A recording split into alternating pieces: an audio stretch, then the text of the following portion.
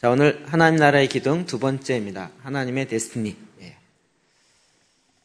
자, 이 일곱 기둥에 대해서 우리가 이야기했고, 지난번에 서론이 이야기한 것처럼 잘 기억하셔야 됩니다. 서론 굉장히 중요합니다.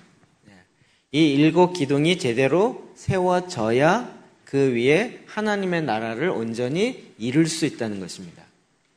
그러니까 이 기초를 제대로 잡기가 오래 걸리고, 또 우리가 그동안 잘못 기초를 놓거나 이 기둥의 뭔지를 모르는 상태로 그냥 비워놨기 때문에 그 위에 기도 제단이 자꾸 쌓여지지 않는 이런 결과를 많이 본다는 거죠.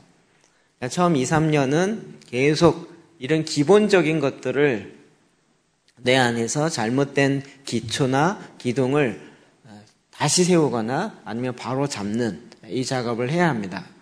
그래서 이 7개의 기둥을 바로 세우는 작업, 그래서 이게 지난주에 첫 번째 하나님의 뜻에 대해서 했고, 오늘은 두 번째 하나님의 데스티니에 대해서 같이 좀 나누도록 하겠습니다. 데스티니는 사실 지난번에 우리가 데스티니에 관련돼서 12번인가 그 설교를 제가 개인적으로 했었습니다. 그걸 보면 더 자세히 좀 더 구체적으로 알 수 있을 것이고, 오늘은 총괄적으로 다시 한번 정리하듯이 좀 이야기하겠습니다. 자, 시편 139편 13절에서 16절입니다. 시작. 주께서 내 내장을 지으시며 나의 모태에서 나를 만드셨나이다. 내가 주께 감사함은 나를 지으심이 기묘하심이라. 주께서 사시는 일이 기이함을 내 영혼이 잘 아나이다. 내가 은밀한 데서 지음을 받고 땅의 깊은 곳에서 기이하게 지음을 받은 때에 나의 형제가 주의 앞에 숨겨지지 못하였나이다. 내 형질이 이루어지기 전에 주의 눈이 보셨으며 나를 위하여 정한 날이 하루도 되기 전에 주의 책에 다 기록이 되었나이다. 아멘. 다윗의 고백입니다. 여기 보면 주께서 내 내장을 지으시고 나의 모태에서 나를 만드셨나이다. 하나님께서 내 모태에서, 우리는 이거를 다 그냥 의학적으로 또 자연과학적으로 생물학적으로 이렇게만 보다 보니까 그냥 뭐 이렇게 현상적인 것만 이렇게 이야기합니다. 그런데 실제로 하나님께서 지으신 거죠. 진짜 신기하지 않습니까? 사람이 자녀가 태어나고 이렇게 해서 그 형태가 유지돼요. 오늘 아침, 아까 점심시간에 이렇게 앉아있는데 조그만 아이인데 박병훈 전도사가 조그만 아이가 돼서 거기 서 있더라고요. 그래서 딱 봐도 알겠어요. 아장아장 하면서 박병훈 전도사 얼굴이 그대로 판박이로 딱 있어가지고 어떻게 저렇게 똑같이 만드는지. 근데 이게 사람의 기술이 아니잖아요. 하나님께서 그 형체를 만든. 정말 아이들 보면 신기하잖아요. 하나님이 그 형체를 만드세요. 근데 이게 진짜 사람의 계획과 사람의 무슨 과학 갖고 되어지는 게 아니고 이 어마어마한 또 이 그 복잡한 이 인체와 이 신체를 하나님이 정말 세포 하나를 통해서 만드세요. 그리고 그것을 형질을 이루세요. 그러면서 모양도 비슷하게 만드는데 세계에 있는 50억 인구가 똑같은 사람이 하나도 없어요. 생김새도 다르고 목소리도 다르고 지문도 다르고 진짜 하나님의 이 다양하심이 정말 기묘하시죠. 힘이 기묘하죠. 하나님이 절대 우연히 만들거나 무슨 공장에서 뭐 찍어내듯이 70억 개를 만드셨으니까 70억 명 만드니까 이 공장에서 팍팍팍 찍어도 한참 만들어야 되잖아요. 그런데도 하나님이 얼마든지 넉넉함으로, 게다가 그 70명의 이름과 모든 걸 다 알기에 별로 하나님의 메모리는 딸리지 않으시는 거예요. 뿐만 아니라 내가 은밀한 데서 지음을 받고 땅의 깊은 곳에서 기이하게 지음을 받을 때 나의 형체가 주의 앞에 숨겨지지 못하였나이다. 우리의 존재 자체가 이런 거예요. 진짜 이게 참 아이러니하더라고요. 저도 자라면서는 내가 얼마나 존귀한 자인가를 제가 스스로 못 느끼겠어요. 근데 자녀를 낳아보니까 자녀는 부모에게 있어서 너무 소중한 거예요. 그 자녀가 난 쓸데없는 것 같아. 그러면 갑자기 깜짝 놀라면서 왜? 부모의 생각과 자녀가 자기 자신을 생각하는 것과는 너무 다른 거죠. 하나님은 오죽하시겠어요? 나는 별로 존재감이 없고 나는 왜 태어났는지 모르겠어. 하나님 갑자기 왜? 내가 너를 어떻게 만들었는데? 우연히 어쩌다 만든 것이 아니고요. 우리의 형질이 이루어지기 전에 주님의 정확한 목적을 갖고 정확한 특성에 따라서 우리를 만드신 거죠. 거기에는 하나님의 목적이 있는 거죠. 다윗 생각하면 지난번에 김진 형제가 천국 가서 봤던 그 얘기 아직도 생각나요. 다윗이 천국에서 뭐 하고 있다고요? 지금도 춤추고 있어. 지금 그런 존재를 아예 만들어놨어요. 그러니까 그게 그의 DNA이고 그렇게 춤추며 하나님을 예배하는 게 그냥 천국에서도 그게 늘 기쁨인 거예요. 이런 하나님께서 저와 여러분을 창조하신 거죠. 거기에는 반드시 정확한 계획과 목적이 있죠. 우연히 만들어지는 것이 없다는 거예요. 하나님의 일하심을 모르니까 우리는 자꾸 우연이라고 얘기하지만 하나님의 이 일하심을 정확하게 알면 결단코 우연은 없는 거죠. 그러면 우리는 바로 질문하게 됩니다. 나를 왜 만들었을까? 왜 지금 이 시대에 바로 여기에 태어나게 하시고 왜 오늘을 살게 하셨을까? 여기에도 분명한 하나님의 목적이 있다는 거죠. 예레미야도 동일한 고백을 합니다. 1장 5절에서 6절 시작. 내가 너를 모태에 짓기 전에 너를 알았고 내가 배에서 나오기 전에 너를 성별하였고 너를 여러 나라의 선지자로 세웠노라 하시기로 내가 이르되 슬프도소이다. 주 여호와여 보소서 나는 아이라 말할 줄 몰지 못하나이다 하니. 성경을 보면 하나님은 늘 드라마틱하게 일을 하세요. 하나님께서 어린 예레미야를 택하였어요. 그래서 언제부터? 모태에 짓기 전부터 알았고 내가 배에서 나오기 전부터 그를 구별하였어요. 그래 뭘로 세웠어요? 예레미야의 데스티니 뭐예요? 여러 나라의 선지자로 세웠어요. 여러 나라의 선지자. 그러니까 자기 나라뿐만 아니라 여러 나라의 열방을 향하여 예언하는 선지자로 세웠어요. 이 정도면 태어날 때부터 말해야 되지 않을까요? 그런데 뭐라 그래요? 나는 아이라. 말을 할 줄은 모른다. 정말 본인은 나는 말을 못합니다. 그런데 하나님은 그를 열방의 선지자로 택했어요. 그러니까 자기가 자기를 인식하는 것과 하나님이 그를 택해서 그를 열방의 선지자로 데려가고자 하는 것과는 굉장히 차이가 있죠. 근데 하나님이 이 일을 반드시 이루시죠. 그래서 예레미야에 보면 열방을 향한 예언의 말씀들이 지금도 있고 지금도 그 나라가 해당되는 거예요. 이게 우리나라에서는 별로 이해가 안 되는데 그 나라를 실제로 가보면요 그게 나와요. 제가 지난번에 신정렬 목사님이 얘기했던 띵동 박부장입니다라는 책을 사서 지금 싹 근데 너무 재밌더라고요. 진짜 실크로드를 가서 각 나라를 만나보면 그 나라마다 역사가 있는데 그게요 성경에 있는 역사하고 같이 연결이 돼요. 나만 장군이 어디 사람이라고요? 아람 사람이요. 아람이 족보에 어디 나오나요? 창세기에 보면 족보가 나와요. 그래서 제가 지금 족보를 좀 더 깊이 연구하려고 그래요. 우리는 그냥 어쩌다 갑자기 툭 아람과 싸웠다, 블레셋과 싸웠다. 그럼 이게 어느 지파의 어느 족속으로 나왔는지가 그냥 안 나오잖아요, 그림이. 근데 창세기 이번에 6장 거기 보고 노아 출생하고 난 다음에 그 홍수 사건 이후에 다시 일어나는 사건들 보면 거기 아멜렉 나오고 또 미디안 나오고 이렇게 좀 나오죠.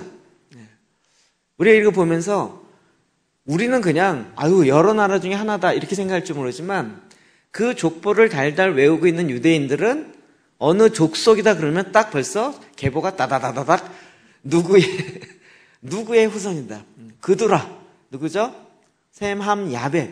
야벳이 아프리카 쪽으로 가잖아요.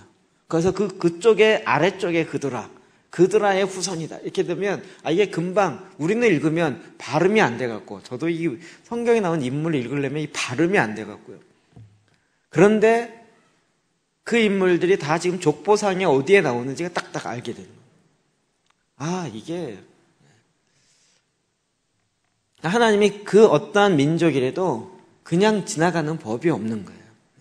역사가 다 창조하는 거죠. 그러면 이 땅에 있는 모든 열방, 모든 나라, 하나님이 관심 없지 않아요.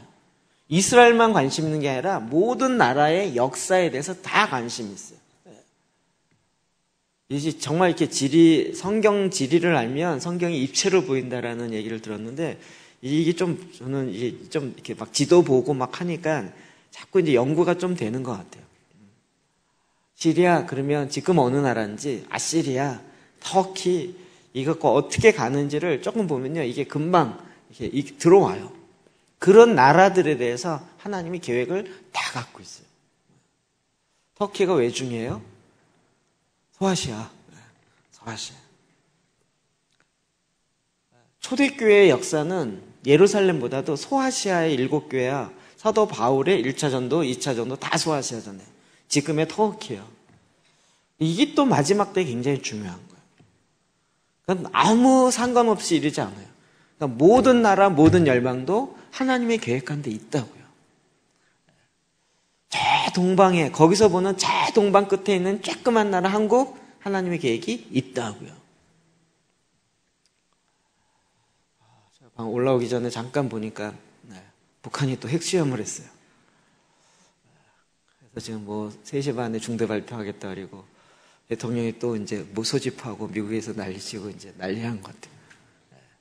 레드라인을 넘었다는 거죠, 이제. 핵실험을 레드라인으로 거는, 그거를 하면 이제 난리인데. 그거 막 이제 난리겠죠.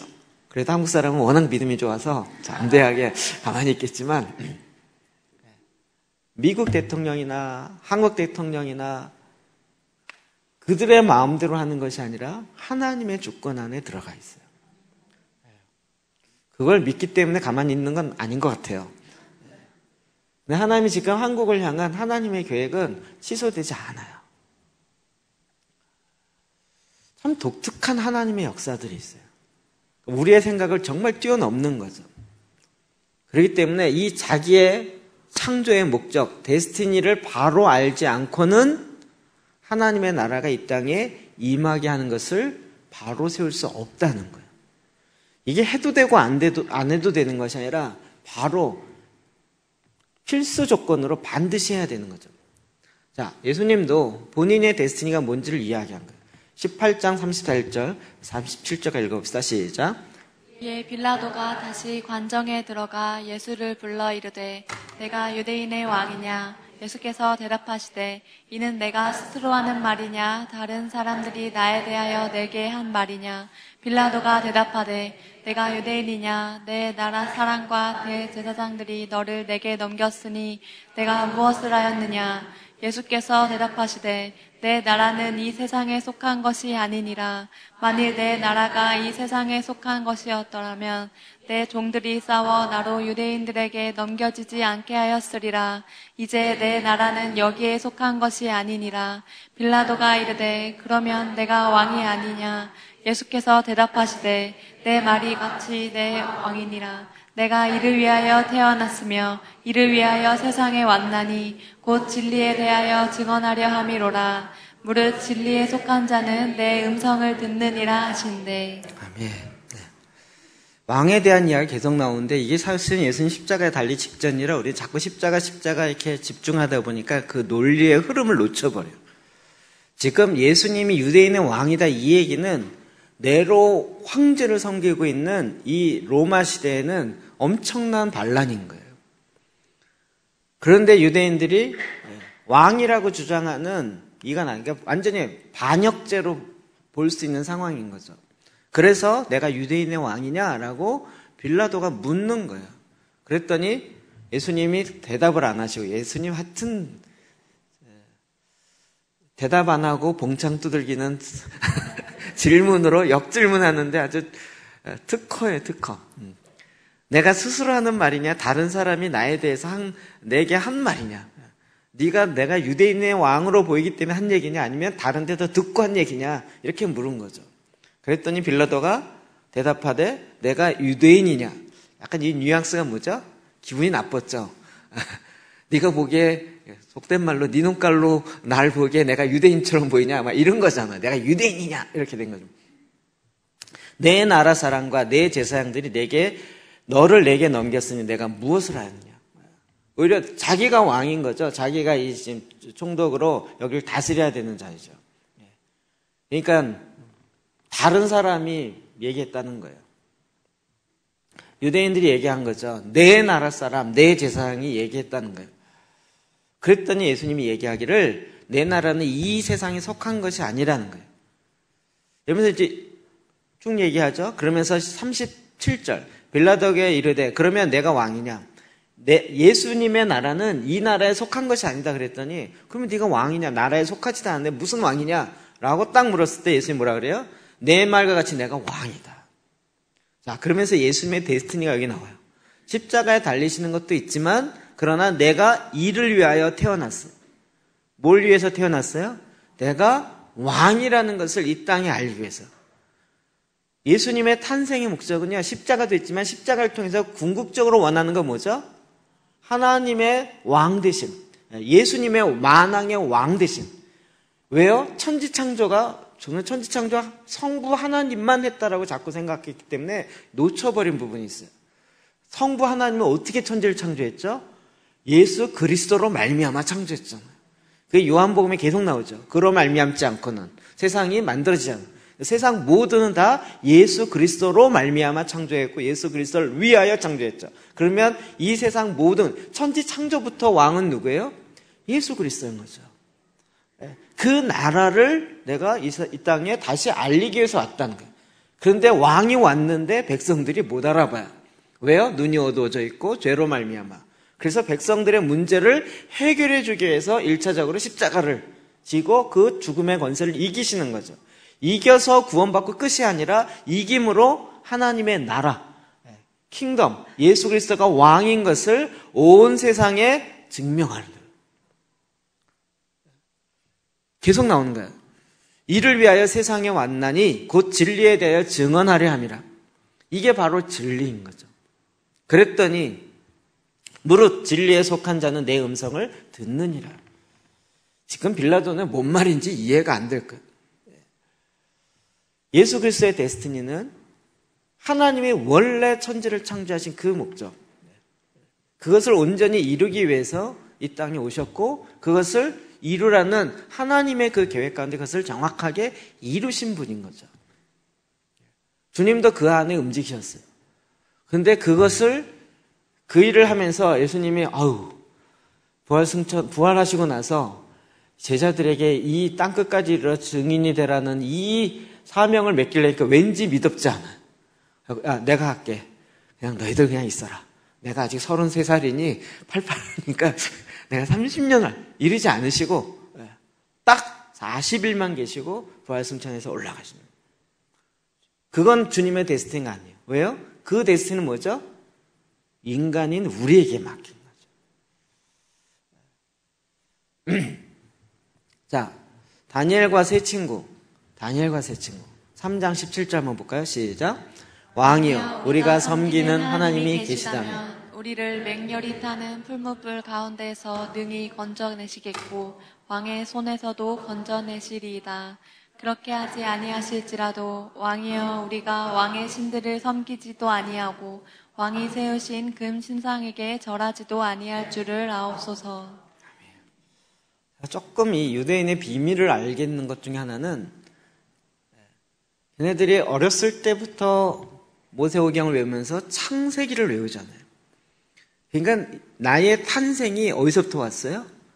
하나님으로부터 왔다는 거예요.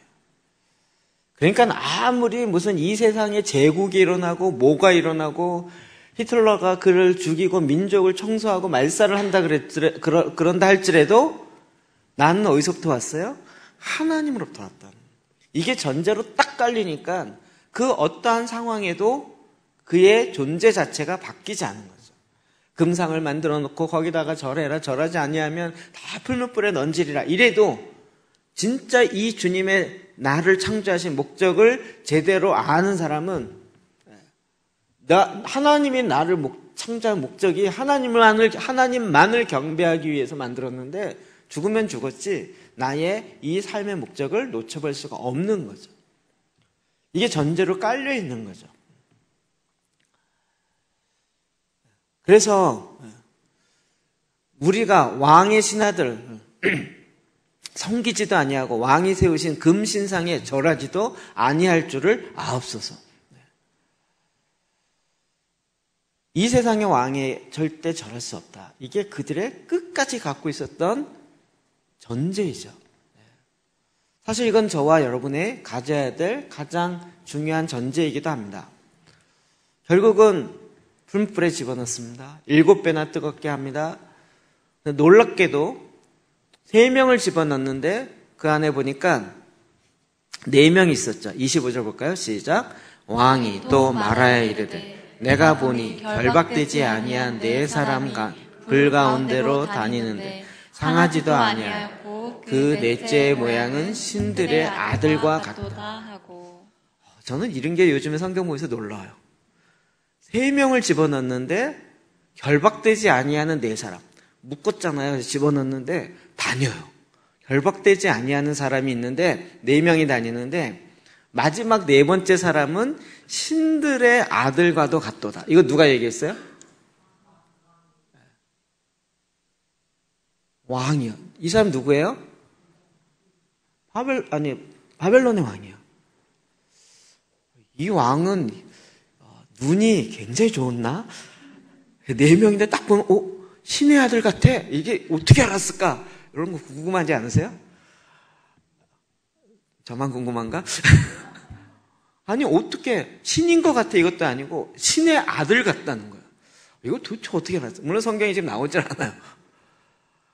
근데 이 이방인 왕의 보기에도 딱 보니까 신의 아들이 와서 그들과 같이 있다는 거예요. 또 신의 딸이 아니고 아들인지는 어떻게 알았을까?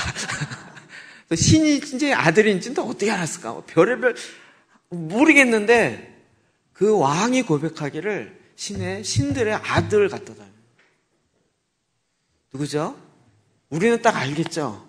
주님 예수님이신 거죠. 주님이 그들과 함께 있다는 거예요. 왕이 그들과 같이 그 3명의 백성들과 함께 있다는 것을 거꾸로 이방인의 왕을 통해서 보게 하는 거예요. 놀랍게도 느부갓네살이 그 후에 이런 고백을 합니다. 28절과 30절 시작. 느부갓네살이 말하여 이르되 사드락과 메삭과 아벳느고의 하나님을 찬송할지어다. 그가 그의 천사를 보내사 자기를 신뢰하고 그들의 몸을 바쳐 왕의 몽령을 거역하고 그 하나님 밖에는 다른 신을 섬기지 아니하며 그에게 절하지 아니하는 종들을 구원하셨도다. 왕이 드디어 사드락과 메삭과 아벳느고를 바벨론 지방에서 더욱 높이니라. 아멘. 이 세 친구의 데스티니는 뭐였죠? 하나님만 경배하는 거예요. 그런데 하나님만 경배했다가는 죽는 상황이었잖아요. 그런데 나중에 결론은 어떻게 됐죠? 왕이 하나님을 경배하게 됐어요. 그가 자기의 데스티니를 포기하지 않고 목숨을 내놓고 순종하여 나아갔을 때 결론은 거꾸로 자기네뿐만 아니라 주변에 있는 사람까지, 그리고 하나님께서 왕을 통하여 그들을 바벨론 지방에서 더욱 높이는 일이 있었던 하나님이 일하십니다.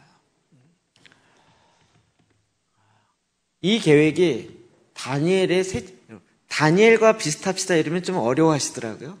다니엘 세 친구와 비슷합시다 이러면 쉽지 않으세요? 다니엘의 세 친구 사드락 메삭 아벳느고를 하나님께서 이렇게 지키시고 보호하시고 그의 믿음의 고백대로 일하셨다면 나에게는 어떻게 하실까요? 나에게는 우리가 하나님의 데스티니를 알고 나를 창조하신 하나님의 데스티니를 알고 이 일을 향하여 달려갈 때 하나님께서 이 일을 오죽하시겠냐.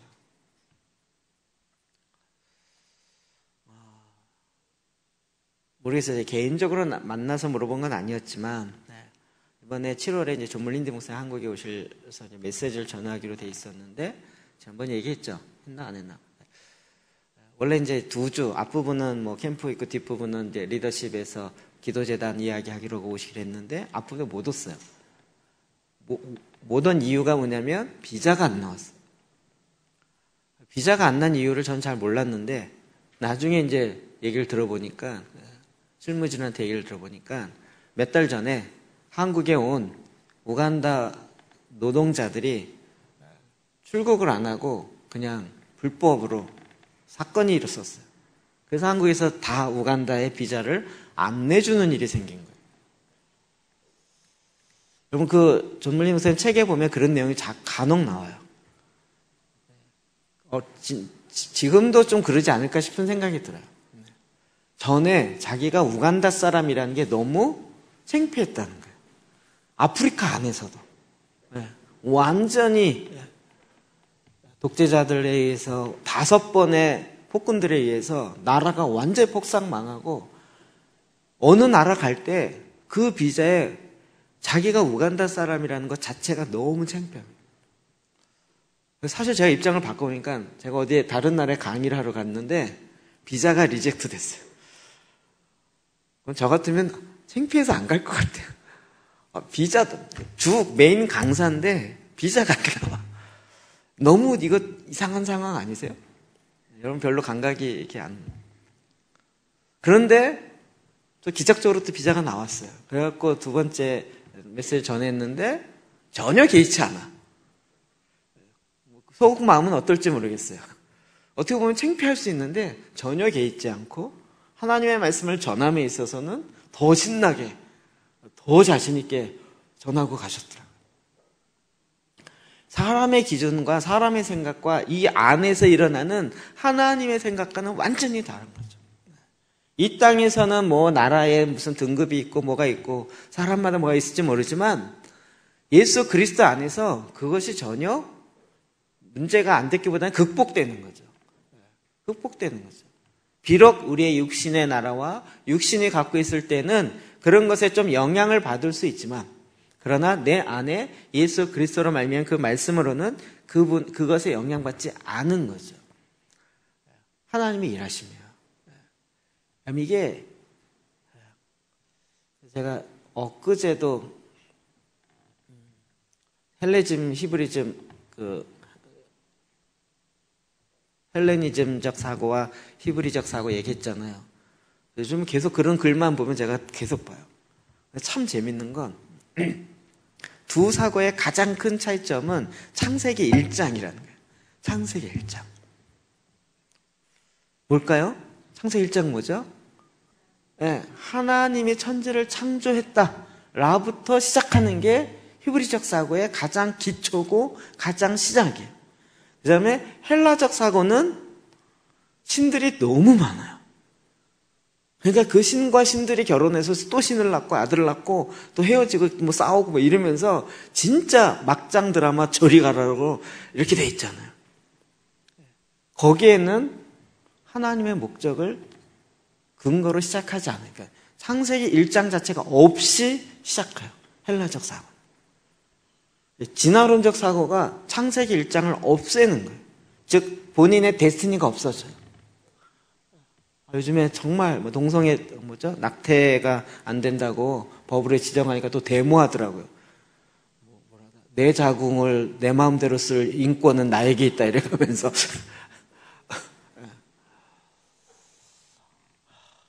그게 창세기 1장이 없는 거예요.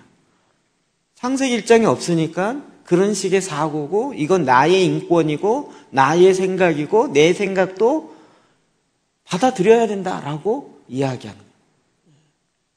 창세기 1장이 너무 중요한 거죠.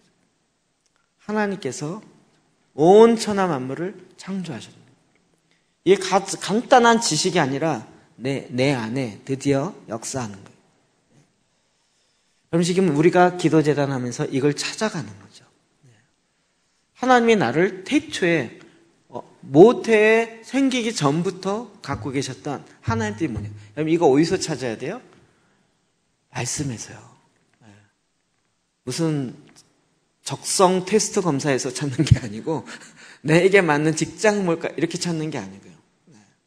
우리 청년들 무슨 직업을 가질까를 직장을 돌아다니면서 갖는 게 아니고 하나님이 나를 부르심의 삶이 뭘까를 먼저 찾고요. 내 사명이, 줄리저 집사님 그렇게 얘기했잖아요.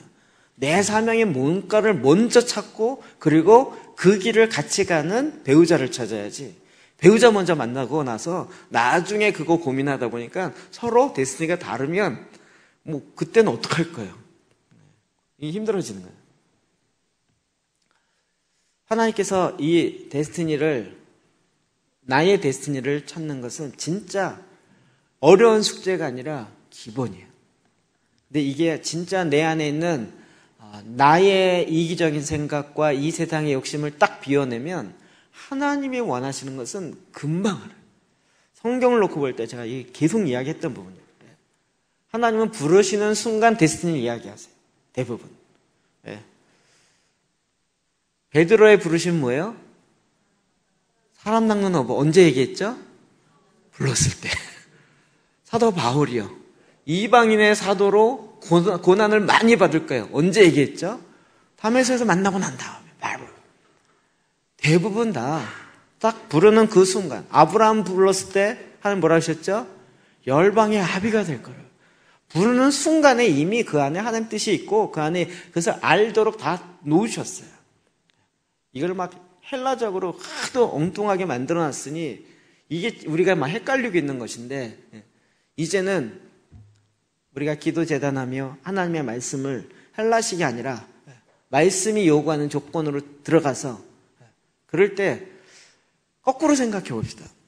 하나님의 데스티니를 나에게 알려주고 싶은 마음이 내가 강할까요? 하나님이 강할까요? 그렇겠죠? 여러분 그렇게 믿으시나요? 그런데 이게 소통이 안 되는 이유는 뭘까요?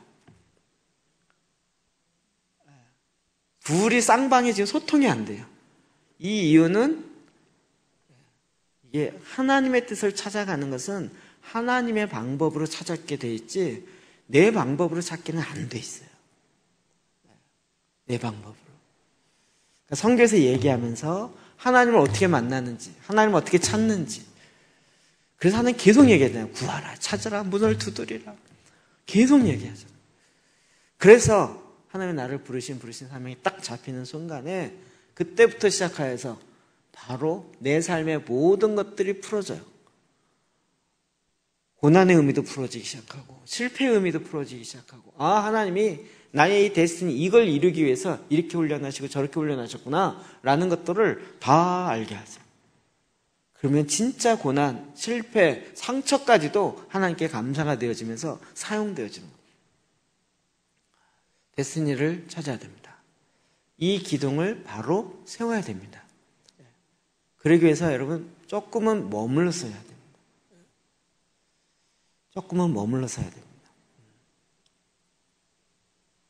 하나님 앞에 머물러서 그동안 했던 걸 좀 내려놓고 하나님 앞에 바로 서서 하나님 앞에 이 기둥이 좀 제대로 세워질 때까지는 머물러 있어야 됩니다.